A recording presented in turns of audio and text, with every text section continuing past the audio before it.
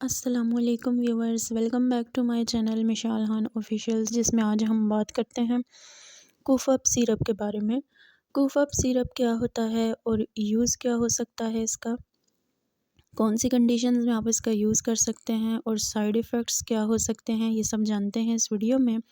लेकिन उससे पहले जो न्यू है चैनल पे, ये रिक्वेस्ट है सबसे कि चैनल को सब्सक्राइब करें, वीडियो को लाइक करें, शेयर करें, थैंक यू।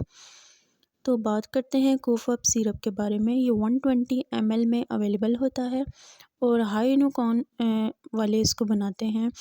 हाइनुकॉन की ये प्रोडक्शन है और बहुत बेस्ट रिज़ल्ट होते हैं। ये सिरप बेसिकली यूज़ किया जाता है खांसी के लिए।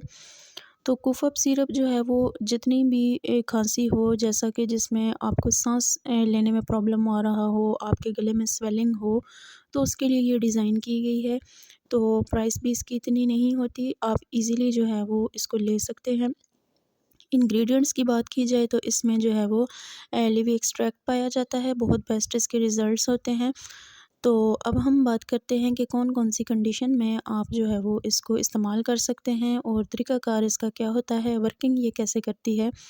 तो कोफ़अप सिरप जो है वो बेसिकली प्रोवाइड किया जाता है खांसी को कम करने के लिए, और जो सांस लेने के मराहिल होते हैं, आपको जो है वो सीने की जकड़न होती है, आपका गला जो है वो बहुत ज़्यादा अंदर से स्वेलिंग का शिकार होता है खांसी करने की वजह से, तो इन मामलात में आप इसको इस्तेमाल कर सकते हैं। ये आपको फ़ौरी रिलीफ़ देती है, आपको कंफर्ट देती है, और जो पेन होता है आपके गले में या आपके जो है वो चेस्ट में जो इन्फेक्शन हुआ होता है खांसी की वजह से, उसके लिए ये बहुत ज़्यादा क्विक आपको जो है वो रिलीफ़ देती है। ये थिक म्यूकस होता है जो कि खांसी को बहुत हद तक जो है वो दूर करता है, और आपकी जो ब्रीथिंग प्रॉब्लम्स होती हैं उनको जो है वो रिड्यूस करती है। तो इसका इस्तेमाल इस तरह से है कि आप जो है वो दिन में इसको 2 मरतबा इस्तेमाल कर सकते हैं, या डॉक्टर की हिदायत के मुताबिक आप इसको यूज़ कर सकते हैं। कॉन्ट्राइंडिकेशन की बात की जाए तो हाइपर सेंसिटिव अगर आप हैं तो मत इस्तेमाल करें, और अगर आपकी एज जो है वो 1 साल से कम है तो तब भी आप इसको मत इस्तेमाल करें, ख़ास तौर पे बच्चों में। और ऑलरेडी किसी मर्ज़ में मुब्तला हैं तो तब भी लेने से पहले परहेज़ करें।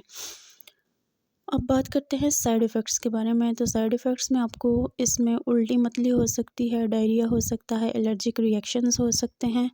ये चीज़ें साइड इफ़ेक्ट्स में नोट की गई हैं। अगर आप ऑलरेडी सेंसिटिव हैं तो लेने से पहले अपने फ़िज़िशियन से लाज़मन कंसल्ट करें, और वीडियो पसंद आई हो तो चैनल को लाज़मन सब्सक्राइब करें। Thank you.